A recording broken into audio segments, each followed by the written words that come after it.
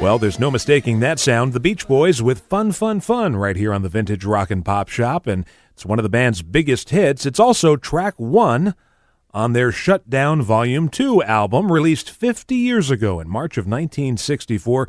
Joining me to discuss this album is Endless Summer Quarterly editor David Beard, who's back with us again. And, David, this is an unusual album in the Beach Boys catalog. It's an album that sort of gets lost in the shuffle. I mean, with the Surfer Girl album, you've got Brian coming to the fore as a producer, and with Little Deuce Coupe, you've got a concept album all about cars. The album that follows Shutdown Volume 2 is All Summer Long, the quintessential summer album. This one, as I said, gets lost in the shuffle.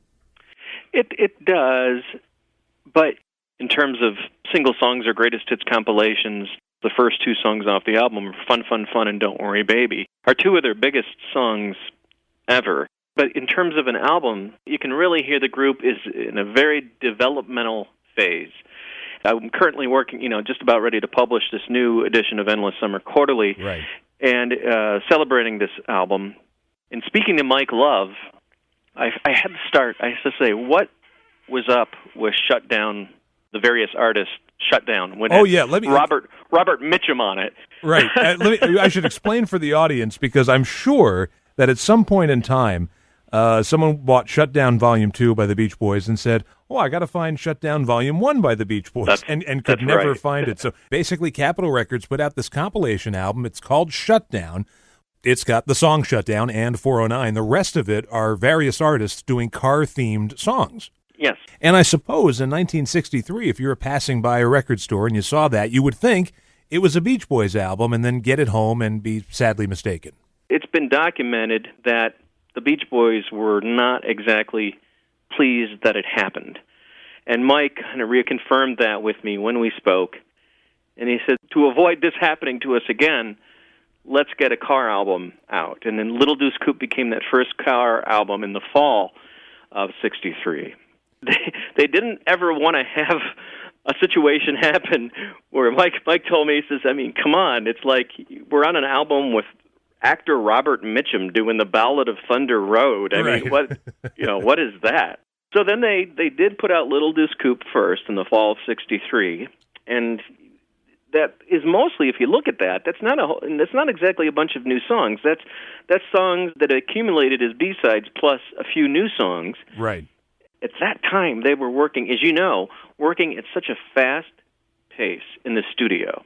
Right. So basically, the Little Deuce Coupe album was a way for the group to buy time until Brian could write some new material for early '64. Yes. Brandon, Shutdown Volume 2 is an album of 3 to 4 strong tracks, and they would be Fun, Fun, Fun, Don't Worry Baby, Keep an Eye on Summer is beautiful, and The Warmth of the Sun. And it really points to how strong they were doing. But then the rest of the music is Cassius Love versus Sonny Wilson, right? Album filler, and that's the interesting thing about that track was the Beach Boys managing to get the song Shutdown onto Shutdown Volume 2, right? because it's in the little musical montages that they put in between the jokes or the stabs they're taking at one another. So I found that kind of amusing.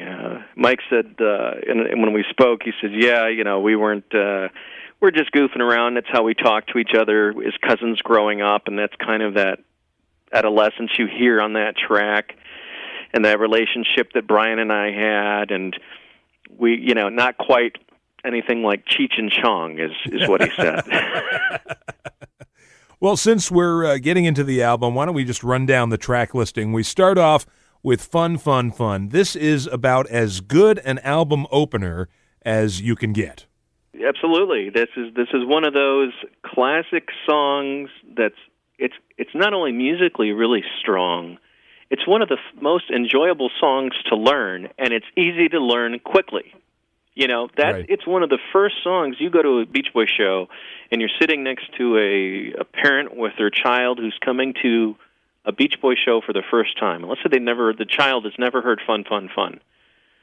By the second chorus, they'll know it. The child is singing along, and that I think is one of the great things about the song, because it's so powerful, it's so immediate, it's so great, and those lyrics are so simple. Yeah, and it ties in with the car theme of the record, because ostensibly it's about, getting in that T-Bird. That's right. So that it that ties in. Very naughty girl. Yes, exactly. And it's a great story. And when I spoke to Mike last year, we were talking about Chuck Berry influenced story songs, with a beginning, middle, and end, and that's a perfect example.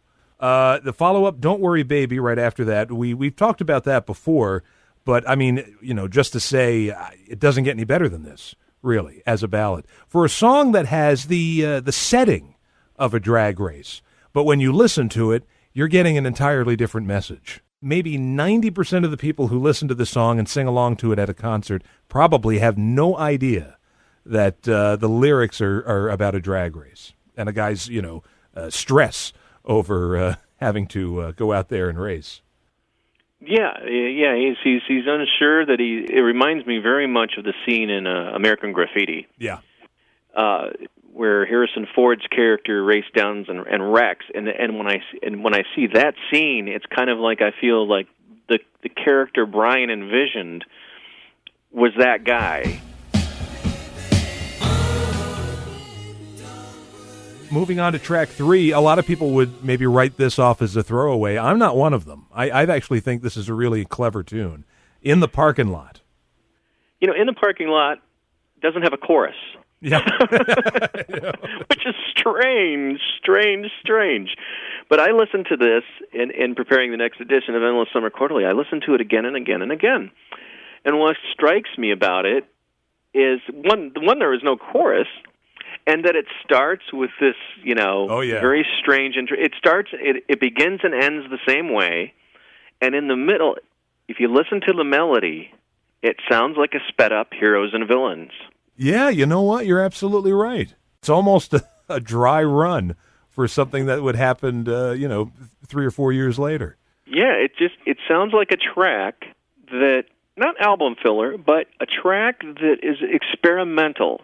And I think when you listen to it, it sounds, if you really give it your ear, you're going to hear that experimentation in it. Again, because there's, on one side you could say, well, gosh, not a whole lot of effort went into this track because there's no chorus or anything. It's no actual song structure here. It's weird. But it's that experimental weirdness that, you listen to the next Beach Boy album and the one after, et cetera, you go, oh, wow. Right. Now I see where this was going. You're listening to the Vintage Rock and Pop Shop, and this is Ghosty chatting with David Beard, editor of Endless Summer Quarterly magazine, as we celebrate the 50th anniversary of the Beach Boys' Shutdown Volume 2 album. Now, we're not going to play every single song off this record, but there are a few that we just couldn't skip, and one of them is The Warmth of the Sun. And David, you recently spoke to Mike Love for the magazine about this song. What can you tell us? A lot of people connect this song directly to the Kennedy assassination. Right. Now, it was written, Mike remembers writing it the night before. It wasn't something that they because of a result of the assassination that it was written. We're talking about something 50 years later, and at that time when they wrote stuff, they weren't saying to themselves, gosh, we got to make it a note in our journal somewhere that we wrote this right after or before or something, So there's people who remember it differently. The Beach Boys manager at the time, Fred Vale, the road manager, he remembers it slightly differently. He remembers them being in a hotel room together writing it. Mike does not have that same memory. And he mentioned that to me. He said, but, we all have different memories about these things, and nobody made it a point to, journal them or archive the moment. And I think we're lucky to have what we have. We talked a little bit, obviously, about Cassius Love versus Sonny Wilson, also The Warmth of the Sun. That leads us to This Car of Mine, which is another one that I've heard people consider a throwaway. And I love it, though. Well, the thing here to me about this song that is really standout is Dennis Wilson's lead vocal. Yep. I asked Mike about that, and he said, man, I think Dennis does a great job. So Mike today remembers this track very fondly, and when he hears it now, for him personally, it's Dennis's vocal that really stands out to him. Next, we have a cover of the Frankie Lyman and the Teenagers' Why Do Fools Fall in Love, which is a pretty inventive cover. With the release of the Beach Boys' Made in California box set, we've heard a couple of more doo-wop songs on that, like Why Don't They Let Us Fall in Love? In my recent conversations with Mike, one about this album going track by track and about the Made in California box set and that song in particular, he really, as he's gotten older, really is kind of nostalgic about the doo-wop. He really seems to have a strong connection still, if not more so now than ever, to those early doo-wop R&B influences. Right. And this song points right to it, and it's Brian's arrangement that makes it great. It is, and also that little a cappella breakdown in the middle where it's almost like Brian reminding us that he's also into the Four Freshmen. That's right. And then he goes right back into that's right. Frankie It's Lyman, a little nod. It's a little wink and a nod. But it's also, I don't know if Brian, you and I were also talking a little bit about Phil Spector. Right. And to me, when you listen to this track, I'm watching Brian go right past Spector. Then we follow it up. Now this is, okay, I will say this is kind of a throwaway, but I like this song too. It's almost like an episode of Gidget in song. Yeah. Pom Pom Playgirl. Yeah, Pom Pom Playgirl is kind of like the continuing story of Be True to Your School. Right. If Be True to Your School had been, held back for this album, it would have been beautiful together as a companion piece to the song. And it's just kind of that, even though these guys are all out of school by this point, it's still kind of an homage back to their high school days. And it's sort of a cynical lyric. They're sort of speaking not disparagingly of the girl, but with a bit of a wink, sort of like, well, she thinks she's all that, but she's really not. She's sadly mistaken. Right. and then we have Keep an Eye on Summer, which is a beautiful ballad. And for some reason, I guess maybe because Brian just liked the song, he re-recorded a solo version for his Imagination album. I quite like that one too. Yeah. I was actually invited to Brian's Imagination recording sessions in Nashville at Masterphonic Studio in '98. And I remember very vividly coming into the lobby there. I'm hearing this right, sure. This new version of Keep an Eye on Summer wafting down the hallway through the speakers, and I'm like, what is that? I know that song, but that's not how I know it. And it was really quite a way to be welcomed into those sessions because I had no idea they were doing that track, and it was really astonishing how good Brian sounds on that version of that recording. Brian wrote this with a neighborhood friend, Bob Norman. Right. And Mike, through Mike's eyes, it was a way of because they were the Beach Boys, it was to kind of just to remind the listener to look towards the summer, because this was released in March, so it was kind of just the spring, and it was a way to, just remind the listener that there's more to come.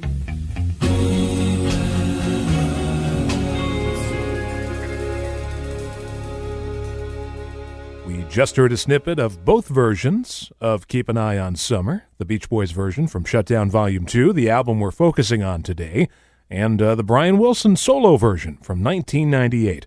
Getting back to Shutdown Volume 2, after that song we get to, well, the title track on the album, an instrumental composed by Carl Wilson called Shutdown Part 2. This could have been called anything. Yeah.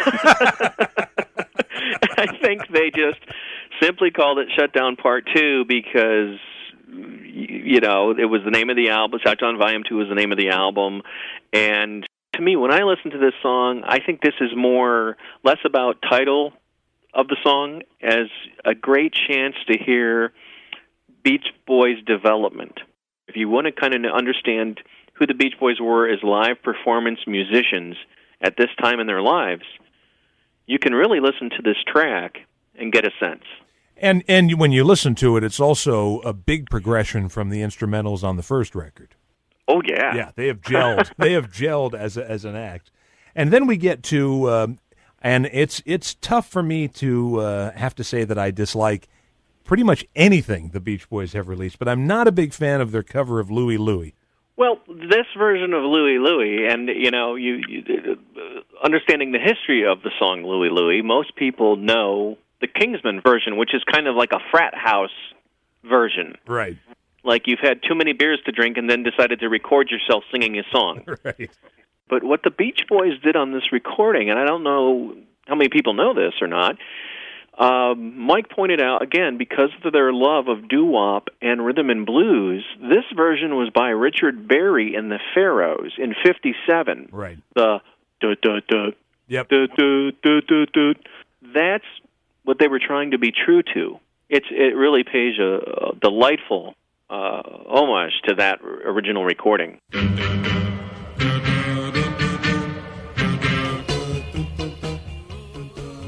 Boy, I'll tell you, I'm getting a whole new appreciation for the Beach Boys cover of Louie Louie today. We're talking to David Beard, editor of Endless Summer Quarterly magazine, as we wrap up our look at the Beach Boys album Shut Down Volume 2, released in March of 1964, 50 years ago. We get to the last track on the album. It's a drum solo. Some might consider it a throwaway. I don't. Denny's drums. If you've never bought a DVD of early Beach Boys, or you go on YouTube and you haven't seen any footage of them back at this period in their lives from performing live, you really get a sense of who they were and their style. And that's what I think Denny's drums does. It really gives you a sense of Dennis's drumming style. It proves he could keep time. It proves he was a confident and competent drummer. Right. And I'll read you a quote from his son, Carl B., about this track. I have always loved listening to Denny's drums, especially thinking about how young my dad was. It always makes me smile. It brings me back to when I was first starting to play the drums myself. What a special time that must have been for him. I can't wait till my kids are old enough to understand what this is. Wow. In summing up this album, sure, it's the Beach Boys' second car-themed album. Well, at least the first side of this album is. And despite the photo on the cover of the Beach Boys standing by their cars looking like they're ready for action, there are some really heartfelt ballads on this record. How would you sum up this album? Yeah, it's geared towards car songs, but it also is it's slowly pointing. It holds on to those influences that established them as a recording act. The doo-wop, the R&B, the subject matter that they were writing about. Since their first album with 409, which is a car song. And they keep all those things here, and they're slowly putting those love songs in. And then, of course, and we'll talk about it sometimes very, very soon in a few months, the All Summer Long album. Yeah. And and that is as pivotal of a pure summer album as you'll find ever. Yeah. We should delve into the cover a little bit because, as I understand it, you dug up some interesting little facts about the cover of this album. For those who don't already know it, or if you own the Shutdown Volume 2 album, on the cover, the Beach Boys are standing around three cars. Right. And those cars, from left to right, you can barely see the T-Bird, the white Ford T-Bird. Yep, in the background. In the background. That's Al Jardine's car. Lucky Al. the car in the middle, that is Dennis's car, and then the car on the far right was Carl. I see. That's a 1964 Pontiac Grand Prix. Carl would have the more sensible car out of the three here, sure. Yeah, Dennis's car was a 63 Chevy Corvette. Right, he got the flashy car, of course. Yes, of course. He had places to go. Yeah. Right after that photo shoot, he probably... Yeah, I'm surprised they got him to... Well, that's probably how they got him to stand still long enough for the pictures. We'll use your car. He's half inside the door anyway on the cover of the album. And it's interesting that while they may not have been gearheads, per se, they all had cars. They were all pretty cool cars. It didn't matter if you understood how to get under the hood. Right. you still got in your car and you still knew how to cruise and you still know how to race your car and go down the strip and things like that, and they all did that, and they look as though they're ready to hop in their cars and go cruising. I think we should point out, if I'm not mistaken, this is Al Jardine's first appearance on the cover of a Beach Boys album, isn't it? It is. Yeah. Al confirmed this photo was taken in the Capitol Records parking lot. Now, he had been involved on recordings before this. He was on a couple of recordings that appeared on the different Beach Boys albums leading up to this one, and had been, he came back during the summer of '63. Through the course of this conversation, you mentioned your conversations with Mike and also Dennis's son and Al regarding this record, and obviously this is the focus of the upcoming issue of Endless Summer Quarterly magazine. And what else can we expect in that issue? It's got a little bit of everything. I don't know if first I want to bring a little bit of. We've been talking about Mike, and we should note that on the February 20th, Mike was honored at the Beverly Hills Hilton with the Ella Award, which is from the Singers Society. It's quite an honor of distinction. It's an organization, nonprofit organization. They raise money to help singers who have fallen on hard times. That it's one time or another they were professional singers and they made their livelihood that way, right. And then they've fallen on hard times. So it's to raise money for singers who have aren't doing well. And if you want to learn more about it, or just learn more about this event that Mike was at, or he received the 21st Ella Award, you can just go to www.singers.org. Al Jardine was there, David Marks was there, Bruce, of course, was there, Christopher Cross showed up, America, Dean Torrance from Jan and Dean was there, Mickey Dolenz from the Monkees was there, Tom Hanks with his wife Rita Wilson was there. Rita got up and sang Warmth of the Sun. And then the next generation of kids, the California Saga were there too, and they did a couple of songs. That's covered in the new issue. We get into some Brian news, Brian Wilson recording news. If anybody's following Brian, you know that he's been working for over a year now on another studio album. And we have an exclusive interview with Brian's collaborator on most of it, and co-producer Joe Thomas. We discussed one of the tracks very specifically, and we were able to get approval to share some of the lyrics from that song, and that's an exclusive that will appear in the next issue. Some Al Jardine news. Al was up in New York City, and he played the Rubin Museum of Art as a part of an event for the David Lynch Foundation. Right. To help them out, and he did a wild little set. I'll go through these. There's only 8 songs he did because it was just 11 altogether. But this is a neat set. He had Blondie Chaplin, from the Flame and Beach Boy for a few years. He was there for the occasion.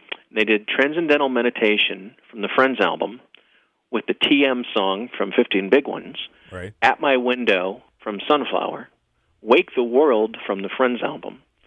A Postcard from California from Al's solo album, Sail on Sailor with Blondie singing lead and Paul Schaefer from David Letterman's band playing the piano, Waves of Love from Al's solo album, Help Me Rhonda, then a tribute to the late Pete Seeger because he passed away recently. Yep. They did it, Where Have All the Flowers Gone, and Been Good to Know Ya. And then they closed out the set with Cabanescence and Barbara Ann. That's a heck of a set list. That is. And then we have a nice interview with Al, just about a little bit about Made in California box set, because we didn't have an opportunity to catch up with him until he kind of got a break. Right. So we finally were able to kind of catch up with him, and he's got some wonderful stories, including, if you want to find out his memory about having Paul McCartney visit the studio during the Vegetable sessions, it's all here. Ah, good. And then the majority of the issue is we have this main interview with Mike about Shutdown Volume 2 going track by track, And then I reached out to all the band members in the Beach Boys traveling band Right. and Brian Wilson's band and all the children. I just kind of reached out to everybody and said, let's talk about this album.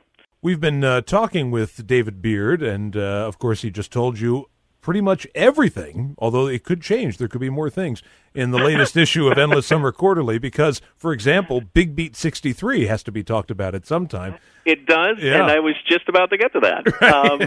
Peter Riem, I don't know who Sure. knows that name out there, but Peter Riem is one of those great historians who's been around a long, long time, and Peter wrote some of the notes in the Smile box set that came out in 2011. So if you're not familiar with the name and you have that box set, then check it out. He's a great historian, very knowledgeable. Many well over a decade ago, he had access to Brian. He really understands Brian as a musician.